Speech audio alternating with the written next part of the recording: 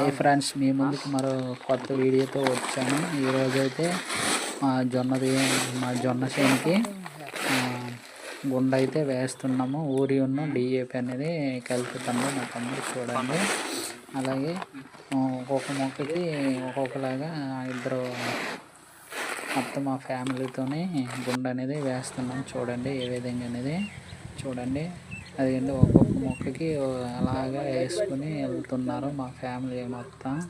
మా నాన్నగారు మొత్తం చూడండి, జొన్న చేను మొత్తంకి అలా గుండ వేసుకుని అలాగా అయిపోయింది. గుండ కూడా ఇదండి, ఇదే లాస్ట్ ఇటు సైడ్ 2 ఎకరాలకి గుండ అయితే వేసామండి ఫ్రెండ్స్. మన ఛానల్ లైక్ చేయండి, సబ్స్క్రైబ్ చేయండి.